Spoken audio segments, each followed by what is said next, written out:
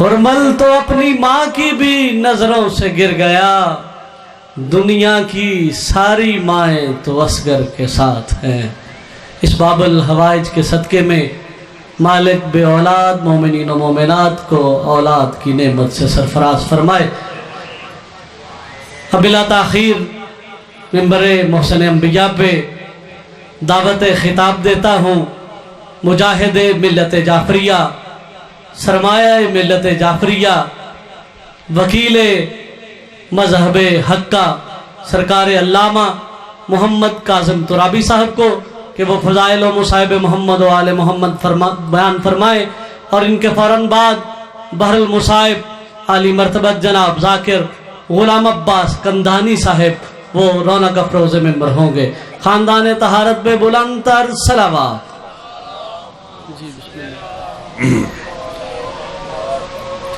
اپنے اپنے مرحومین و مرحومات اور بانیان کے مرحومین و مرحومات کی بلندی درجات کے لیے رحم اللہ من قرأ الفاتحہ۔ بسم اللہ۔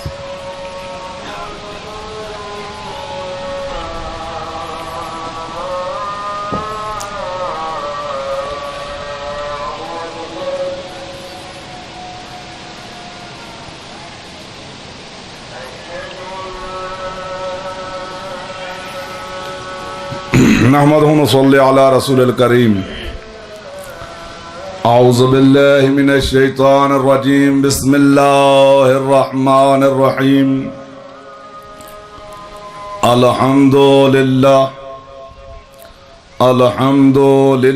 وکفی والسلام علی سیدنا و نبینا محمد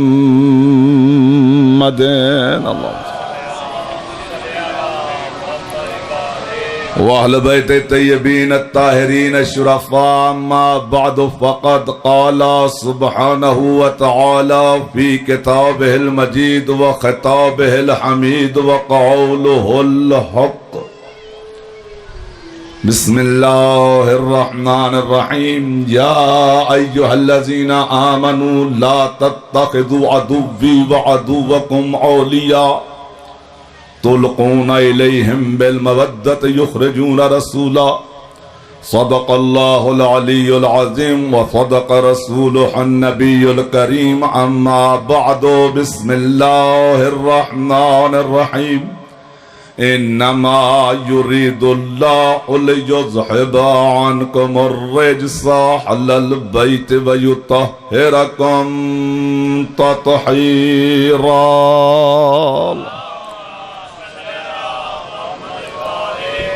اللہم صلی علی محمد وآل محمد وعجل فرج آل محمد۔ بائبل احترام سامعین عظام، آپ سب انجمن کفیل کربلا کی طرف سے بچھائے اس 15 سفر کے قدیمی فرش عزا پہ تشریف فرما ہے۔ سادات اور مومنین اور نوجوانوں کے فرش عزا بچھانے پہ اور آپ سب کے آنے پہ وہ بی بی راضی رہے جس کی رضا کے بغیر اللہ کسی پہ بھی راضی نہیں ہوتا۔ کیونکہ میں خود طفل مکتب ہوں، میزبان اور نوجوانوں کی حوصلہ افزائی کے لیے اور مقدمین ذاکرین کی پیشخانی کے لیے میزبانی کے لیے حاضر خدمت ہوں۔ کندانی صاحب بہترین بحر المصائب ہیں، اپنے منصب سے عدل کرنے والی ہستی ہے، مولا بخت عطا فرمائے۔ بحیثیت طفل مکتب پیغام دنیا کو یہی دینا چاہتا ہوں کہ ہم ہیں علی والے، ہم بعد از نبی علی کو اول مانتے ہیں، علی کو اعلیٰ مانتے ہیں، علی کو اولا مانتے ہیں۔ بعد از نبی علی سے برتر ہم کسی کو نہیں مانتے۔ دلیل ہمارے پاس، دنیا بڑی کوشش کر رہی ہے، کبھی بم مارے، کبھی گولیاں ماری، کبھی پرچے کروایا، بل بنا لیا ہے کہ فلانے کو مانو، فلانے کو مانو، فلانے کو مانو۔ یاد رکھو شرم سے ڈوب مرنا چاہیے ان رضی اللہ کو جنہیں اپنی عزت کے لیے مولویوں کے بلوں کی ضرورت ہے۔ اللہ اللہ اکبر، ذہن مہربانی۔ شرم سے ڈوب مرنا چاہیے ان لوگوں کو جنہیں اپنی عزت کے لیے، اپنے احترام کے لیے، اپنے ناموس کے لیے بلوں کی ضرورت ہے. یاد رکھو ہم نہ بلوں کو مانتے ہیں نہ بلوں میں رہنے والوں کو مانتے ہیں. ہم ہیں مرد میدان علی کے ماننے والے. حیدری. اب آئیے مانتے کیوں نہیں ہم علی کے علاوہ کسی کو؟ دنیا بلوں سے ہم سے نہ منوائے، منوانا ہے تو دلیل سے منوائے. ہم علی کے علاوہ کسی کو بعد از نبی افضل ہی نہیں مانتے، اولا ہی نہیں مانتے، بلا فصل نہیں مانتے. کیوں؟ دلیل ہے میرے پاس. ایک ہی آیت پڑھی ہے، 28واں پورا پارہ ہے، سورہ الممتحنہ ہے. اس کی پہلی آیت ہے، اللہ کہہ رہا ہے یا ایھا الذین آمنوا لا تتخذوا عدوی وعدوکم اولیاء. اے ایمان لانے والو، خبردار اللہ اور اللہ کے رسول کے دشمن کو اپنا دوست نہ بناؤ. اے ایمان لانے والو، قرآن صاحب کا ساتھ ہے. اے ایمان لانے والو، خبردار اللہ اور اللہ کے رسول کے دشمن کو اپنا دوست نہ بناؤ. تلقون الیہم بالمودۃ یخرجون رسولا. اور ان کی طرف خط نہ لکھو جنہوں نے میرے نبی کو شہر سے نکالا تھا. سورہ الممتحنہ 28واں پارہ. شیعہ، سنی، دیوبندی، اہل حدیث کسی مسلک کا ترجمہ شدہ حاشیہ شدہ قرآن اٹھا کے دیکھ لینا. اس آیت کا شان نزول کیا ہے کہ میرے نبی نے مدینہ شریف میں صحابہ کو اکٹھا کر کے ایک دن اعلان کیا کہ میرا دل کرتا ہے کہ میں مکے جاؤں. ہم رات کے اندھیرے میں مکے جائیں گے، کعبے کا طواف کریں گے، حجر اسود کا بوسہ دیں گے اور راتوں رات واپس آ جائیں گے. اس کی خبر ان مکے کے کافروں کو نہ ہو. ٹھیک ہے؟ سارے صحابہ نے کہا نبی اللہ ٹھیک ہے. بس نبی نے کہا ہم جائیں گے، راتوں رات جائیں گے، کعبے کا طواف کریں گے، حجر اسود کا بوسہ لیں گے، آ جائیں گے. بس یہ خبر ان کو نہ ہو. نبی نے اپنا ارادہ صحابہ کو بتایا، صحابہ نے نبی کے ارادے پہ آمین کہا اور اپنی نشستوں گھروں میں چلے گئے. اب جیسے نشست برخاست ہوئی تو اسی محفل نبی میں موجود ایک رضی اللہ نے، اللہ اکبر، میں اپنے لفظوں کا ذمہ دار ہوں، کیمرے لگے ہیں، میں اپنے اشاروں کا بھی ذمہ دار ہوں، میں اپنے لفظوں کا ذمہ دار ہوں. میں دنیا کے سامنے قرآن پڑھا، متفق علیہ بات کر رہا ہوں کہ نبی نے کہا مکے جائیں گے، اس کی خبر مکے کے کافروں کو نہ ہو. صحابہ اکرام نے اقرار کیا اور چلے گئے. اسی محفل صحابہ موجود ایک رضی اللہ نے مکے کے کافروں کے نام یہ خط لکھا اور خط میں نبی کا سارا منصوبہ لکھا. منصوبہ لکھنے کے بعد اس نے ایک بازاری عورت کو، آوارہ عورت کو وہ خط دیا اور کہا یہ خط تو نے مکے کے کافروں تک پہنچانا ہے. مدینے سے راتوں رات وہ عورت ایک رضی اللہ کا دیا ہوا خط لے کے، اللہ اکبر، میرے ساتھ چلنا، میں میزبان ہوں آپ کا، ایک رضی اللہ کا دیا ہوا خط لے کے وہ عورت مدینے سے مکے چلی گئی. فجر کے وقت نبی اپنے حجرے سے نکلے، مصلی پہ جانا والا نبی سیدھا منبر پہ گیا. فغضب النبی، نبی بڑے غصے میں تھے، صحابہ حیران اور پریشان تھے اور غضبناک ہو کے میرے نبی نے صحابہ سے مخاطب ہو کہا میں نے جو تمہیں منع کیا تھا ہمارے مکے جانے کی خبر کافروں کو نہ ہو، اور تم میں سے پھر کسی نے خط لکھ دیا ہے. میں لفظوں کا ذمہ دار. 28واں پارہ ہے، سورہ الممتحنہ ہے. شیعہ، سنی، دیوبندی، اہل حدیث کسی مسلک کا ترجمہ شدہ حاشیہ تو قرآن اٹھا کے دیکھ لو. اس آیت کا شان. نبی نے کہا میں نے جو منع کیا تھا خط ان کو خبر نہ ہو، تم نے پھر خط لکھ دیا ہے. لو جناب، ہر بندہ ششدر رہ گیا کہ نبی اللہ خط لکھا ہے، کس نے لکھا ہے؟ جب نبی نے جو کہہ دیا خط لکھا ہے تو پھر نبی سے پوچھا نبی اللہ خط لکھا ہے تو کس نے لکھا ہے؟ نبی نے کہا مجھے پتا ہے جس نے لکھا ہے. اللہ اکبر. میرے نبی نے کیا فرمایا؟ مجھے پتا ہے جس نے لکھا. سنو، ایک عورت ہمارا راز برا خط لے کے مکے جا رہی ہے، تم میں سے کوئی ہے جو اس عورت سے خط لے آئے تو یہاں پہ ذاکر ہے نا ہمارے، یہ بھی مولا کا نایاب تحفہ ہے. میں اپنی قوم سے کہتا ہوں ذاکروں سے کچھ نہ کہا کرو، یہ مولا کی لاڈلی مخلوق ہے، انہیں مولا کچھ نہیں کہتے، تم کچھ کیوں کہتے ہو؟ قسم با خدا ذاکر مولا کی لاڈلی مخلوق ہے، کیونکہ ہم مولا کے لیے تو خلق ہوئے ہیں بھائی، ہم جتنے ہیں نا، ہمارا مقصد تخلیق اور ہے، ساری دنیا کو اللہ نے بنایا ہے اپنی عبادت کے لیے، عزاداروں کو بنایا ہے بطول کی رضا کے لیے، تو جنہیں بطول کی رضا کے لیے بنایا ان کے اپنے اپنے منصب ہے، کسی کا سننے کا، کسی کا پڑھنے کا، کسی کا رونے کا، کسی کا نعرہ مارنے کا، کسی کا سبیل کرانے کا، کسی کا دری بچھانے کا، تو ڈیوٹیاں اپنی اپنی۔ تو اب سننا ہمارے ذاکر ہے نا بڑے، کیونکہ جملوں کا نام ذاکر ہے، ذکر تو سب کو آتا ہے، کسے نہیں آتا ذکر، سب کو آتا ہے نا، بس اس کو خوبصورت انداز میں بیان کرنے کا نام ذاکر ہے۔ تو نبی نے کہا کوئی ہے جو اس عورت سے خط لے آئے، تو ہمارے ذاکروں کے جملے ہیں کہ جن مجاہدوں کو کبھی کسی جنگ میں بھی غصہ نہیں آتا تھا نا، وہ بھی اس دن میں غصے میں لال پیلے ہو کے کہتے نبی اللہ عورتیں کتنی ہیں، اللہ اکبر، نبی اللہ عورتیں کتنی ہیں؟ نبی فرمایا ایک، کدھر جا رہی ہے؟ فرمایا مکے، کیوں جا رہی ہے؟ کہا خط لے کے جا رہی ہے، تو ہم نے کیا کرنا ہے؟ کہا خط لے کے آنا ہے، میں شیعہ ہوں، علی والا ہوں، علی بعد نبی، علی کے علاوہ کسی کو اول و اعلیٰ نہیں مانتا۔ بسم اللہ، دو مصعب خان آ گئے، میں دونوں کا میزبان، سیدزادہ خود تشریف لے آیا۔ یہ ہے مولا کی لاڈلی مخلوق کہ جن کے استقبال کے لیے مولا نے اپنی اولاد کو رکھا ہوا ہے۔ ذاکروں کی بات سننا، زحمت تمام، بسم اللہ جو مرضی کرو، میں پڑھ دے رہا دو مہمان ہو میرے، 2 بجے میں ممبر تو دے سما میں 10 منٹ بچے بس کتنے منٹ رہ گئے نا میرے؟ 5 منٹ رہ گئے۔ لو جناب سنو، زحمت تمام۔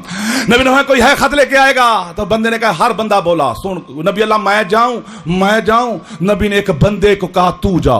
اب سنو میں علی کو افضل اعلیٰ کیوں مانتا ہوں۔ نبی نے ایک بندے سے، کسی نے نام نہیں لکھا کون گیا ہے، لیکن تعداد گنتے رہنا۔ بندہ گیا، نبی نے ایک بندہ بھیجا، وہ بندہ گیا، اس نے رستے میں عورت کو روکا اور روک کے اس بی بی سے پوچھتا ہے بہنا تیرے پاس کوئی خط ہے؟ اللہ اکبر، نبی نے کہا تھا خط ہے۔ یہ بندہ اس عورت سے پوچھا تیرے پاس خط ہے؟ عورت بڑی چلاک تھی، پتہ نہیں کیا چلاکی دکھائی، بندہ اس کی چلاکی میں آ گیا، واپس آ کے نبی سے کہتا نبی اللہ واقعی اس کے پاس کوئی خط نہیں۔ نبی نے کہا کوئی اور جائے گا؟ دوسرا بندہ بولا میں جاتا ہوں۔ نبی نے دوسرا بندہ بھیجا، کون ہے کوئی پتہ نہیں، لیکن دوسرا بندہ بھی جا کے اس عورت سے پوچھتا پھرتا ہے تیرے پاس کوئی خط ہے؟ وہ عورت چلاک تھی، چلاکی دکھائی، بندہ چلاکی میں آ گیا، واپس آ کے نبی سے کہتا نبی اللہ واقعی اس کے پاس کوئی خط نہیں۔ پھر نبی نے تیسرا بندہ بھیجا، کون بھیجا ہے کوئی پتہ نہیں، لیکن تیسرا بندہ بھی گیا اور تیسرے بندے نے بھی جا کے عورت سے پوچھا کہ تیرے پاس کوئی خط ہے؟ تو عورت 2 بندے کھا جائے اس کے لیے تیسرا بندہ کھانا مشکل نہیں ہے، اس نے کہا میرے پاس کوئی خط نہیں ہے۔ تیسرا بندہ بھی واپس آیا اور آ کے کہتا نبی اللہ واقعی اس بیچاری کے پاس کوئی خط نہیں۔ 3 بندے نبی نے بھیجے، اللہ اکبر، 3 بندے بھیجے خط لینے، عورت سے خط نہ لا سکے۔ اور دنیا والوں ہم علی کو مانتے کیوں؟ ارے جو بندے عورت سے خط نہیں لا سکتے وہ باب خیبر کے دروازے پہ کیسے جا سکتے؟ مہربانی وقت تھوڑا، بہت مہربانی۔ محبت کی زبان ہے، اچھا مانا کہ یہ صحاب محبت کی، ہاں فرض کیا یہ احمد مرسل کی ذات ہے، ہاں نہ منہ سے صحابہ کی کتابوں سے یہ پوچھو ہاں، یہ لوگ محمد کے جنازے میں گئے۔ واہ واہ واہ واہ واہ، بہت شکریہ آپ کا، مہربانی آپ کی، میں میزبان ہوں، بڑے بڑے ذاکر بیٹھے میرے پیچھے، انہوں نے بہت بڑا ہونا ہے ابھی، اللہ ان کو۔ اور اب سننا، 3 بندے نبی نے بھیجے، تعداد گنو، ہمارے ذاکر جاہل نہیں ہیں، تم جتنی مرضی پابندیاں لگاؤ انہیں پتا ہے 1 2 3، اللہ اکبر، یہ 1 2 3 انہوں نے قرآن سے لیا ہے۔ بندے 3 نبی نے بھیجے، تینوں خط نہ لا سکے، تو پھر نبی نے کہا آئینہ ابن علی، کدھر ہے میرے چچا کا بیٹا علی؟ قبضہ تلوار پہ ہاتھ رکھے علی آگے، نبی اللہ میں حاضر ہوں۔ علی سے نبی نے کہا جا خط لے۔ علی گیا، کوئی مولوی، کوئی ملونٹا، کوئی مفتی، کسی پھٹی سے پھٹی کتاب اور مردہ سے مردہ راوی کی روایت سے مجھے یہ نہیں دکھا سکتا کہ میرے علی نے اس عورت سے پوچھا ہو کہ تیرے پاس کوئی خط ہے. اگر علی ایسا پوچھے تو وہ علی نہیں ہے. بلکہ قبضہ تلوار پہ ہاتھ رکھ کے چہرے وجہ اللہ پہ جلال الہی کو نمودار کر کے علی میں عورت نکال وہ خط جس میں ہمارے نبی کا راز لکھا ہے. تلوار ابھی نکلی نہیں تھی, تلوار ابھی نکلی نہیں تھی کہ بالوں کے جوڑے سے خط نکل آیا. علی مولا نے خط لیا, خط کو دیکھا, پھر اس عورت کو دیکھ کے علی فرماتا ہو بے شرم او بے حیا, کدھر اکیلی آوارہ پھر رہی ہے؟ بے شرم بے حیا کدھر اکیلی پھر رہی ہے آوارہ؟ چل اپنے گھر واپس. اس بے شرم کو, اس بے حیا کو, اس آوارہ کو علی اس کے گھر چھوڑ کے آئے. اس بے شرم کو, اس بے حیا کو, اس آوارہ کو اس کے گھر علی چھوڑ کے. سنو خاندان سادات بنو ہاشم کی شرافت کی پرانی عادت ہے کہ جتنی آوارہ گروہ سے نکلتی تھی گھر علی پہنچا کے آتے تھے. اسے پہنچایا, اسے گھر پہنچا کے خط لے کے نبی کے پاس آئے. نبی نے خط لیا, نبی اپنے حجرے میں چلے گئے. جیسے علی چلے گئے نا, نبی اپنے حجرے میں چلے گئے تو صحابہ نبی علی کے چوکیدار کو ہر کوئی یا علی وہ تو کہتی تھی میرے پاس کوئی خط نہیں. دوسرا بولا یا علی وہ تو مجھے بھی کہتی تھی میرے پاس کوئی خط نہیں. تیسرا بولا یا علی وہ تو قسمیں کھاتی تھی میرے پاس کوئی خط نہیں. علی فرماتے وہ تو کہتی تھی کہ میرے پاس کوئی خط نہیں, مگر ادھر محمد کہتے تھے کہ اس کے پاس خط ہے. ارے تم میں اور علی میں یہی فرق ہے, تم عورت کی باتوں میں آ گئے, علی کو زبان محمد پہ یقین رہا. میں علی کو افضل مانتا ہوں. یہ یقین علی ہے کہ 19 رمضان کو اپنی داڑھی پہ ہاتھ پھیر کے علی کہتے تھے رات وہی ہے جس کا محمد نے کہا. یہ منزل یقین ہے حسین کی کہ پتا تھا کربلا میں جو ہونا ہے, لیکن حسین کربلا پہنچا. آج دنیا ہیلے بہانوں سے تبلیغ کے دورے پڑے اور ہمارے پیچھے پڑے ہوئے ہیں کہ بس کرو, صبر کرو, اور جنگ ہو گئی ہے. واقعہ کربلا, واقعہ کربلا لکھ دیتے. کربلا واقعہ نہیں ہے, کربلا سانیہ ہے. لوگ کہتے ہیں جنگ ہوئی تھی, خاص جنگ ہوئی ہوتی یہ نوجوان اپنی جوانی کے شوقوں کو چھوڑ کے فرش ادا نہ بچھاتے. اللہ اکبر. یہ نوجوان جنہیں مانگا گیا ہے عزاداری کے لیے, نوجوان یہ عزادار ہے, یہ ماتمی ہے, یہ ذاکر ہے, اپنی جوانیوں کو اس سفروں میں اس طرح برباد نہ کرتے. ذاکری بڑا مشکل کام ہے. لوگوں کو تو ظاہر آسان لگتا ہے نا, سفر بے سفر رہنا, پتہ نہیں کس موڑ پہ موت آ جائے, پتہ نہیں میت پہچانی جائے نہ جائے, گھر پہنچے نہ پہنچے. اللہ نوجوان ذاکروں کی حفاظت فرمائے. بس دنیا والوں, کربلا میں جنگ نہیں ہوئی, کربلا میں ظلم ہوا ہے. اور ظلم کے خلاف میں اپنی ماں, بہنوں, بہو, بیٹیوں کو لے کے یہاں بیٹھا ہوں, رو رو کے دنیا کا بتا رہا ہوں. سیدوں کے ساتھ جنگ نہیں, سیدوں کے ساتھ ظلم ہوا. آج ان سادات نے مجلس رکھی ہے 72 بے کفن جنازے. حق تو یہ تھا کہ یہ صرف بے کفن ہی نہیں بے دفن بھی رہے ہیں. ایک جملہ ہے زیارت عاشوراء کا, اسی جملے کی تشریح سن لو. اساس ظلم والجور. آل محمد پہ صرف ظلم ہی نہیں ہوا, جور بھی ہوا. اب ظلم و جور کا اردو ترجمہ یہاں کیا جاتا ہے ظلم و ستم. آل محمد پہ ظلم و ستم ہوا. ظلم اور ستم دونوں برابر نہیں ہیں. ظلم اور ہے, ستم اور ہے. بس ترجمہ سن لو. ظلم کیا ہے, ستم کیا ہے؟ ظلم ہوتا ہے زندہ پہ, ستم ہوتا ہے جنازے پہ. آل محمد کے جنازوں پہ جو ظلم ہوا ہے اس کی وجہ میرے رونے کے یہی ہے کہ جنگ نہیں, ظلم ہوا ہے. جو لوگ کربلا گئے ہیں مولا نے بار بار کربلا لے جائے, جو نہیں گئے اللہ انہیں بھی کربلا لے جائے. میں آج کفیل کربلا کی اس 72 بے کفن جنازوں کی مجلس پہ دعا کرتا ہوں اللہ ہر ایک کو کربلا نصیب کرے. میں رونے کی وجہ, گریے کی وجہ, ماتم کی وجہ, بکا کی وجہ بیان کر رہا ہوں کہ آل محمد پہ اس اوپر ظلم ہی نہیں ستم ہی ہوا. ستم کیسے ہوا؟ جو لوگ گئے ہیں کربلا یہ دیکھ کے آئے ہیں, جو نہیں گیا اللہ ان کو لے جائے. یہ زوار بیٹھے ان سے پوچھنا, کربلا میں ذریعے, ایک ذریعے, اس ذریعے کے اندر زواروں کو بتایا تھا کہ 3 قبریں ہیں. ایک ذریعے, ذریعے میں کتنی قبریں ہیں؟ 3. ترتیب کیا بتاتے ہیں کہ درمیان میں حسین ہے, 35 طرف علی اکبر ہے, اور بتایا جاتا ہے کہ سینے میں علی اصغر ہے. اللہ اکبر، میں نے پڑھ دیا ہے، بس یہی بتانا تھا۔ اب سوال ہے علی اصغر حسین کے سینے میں دفن کیسے ہو گیا؟ 12 محرم کو علم امامت سے مولا سجاد کربلا آئے نا، تو بنو اسد کے قبیلے کے لوگ بیمار سجاد کو باہوں کے سہاروں میں لائے، کہا مولا تیرے غریب بابا کے لاشے پہ لے چلے۔ مولا ہم نے تیرے غریب بابا کا لاشا پتھروں کے ڈھیر کے نیچے سے نکالا۔ مولا جب ہم نے تیرے بابا کا لاشا نکالا، ہم نے دیکھا کوئی گوشت کا ٹکڑا ہے جو تیرے بابا کے سینے میں پھنسا ہوا ہے۔ مولا بڑی کوشش سے نکالنے کی، مولا وہ نکلا نہیں ہے۔ سجاد رو کے کہتے خبردار، اس گوشت کے ٹکڑے کو نہ نکالنا، وہ گوشت کا ٹکڑا نہیں، میرے بھائی علی اصغر کا لاشا ہے جو گھوڑوں کی ٹاپوں سے، اونٹوں کے پیروں سے میرے بابا کے سینے میں دفن ہو گیا۔ بابا کا سینہ میرے علی اصغر کی قبر بن گیا۔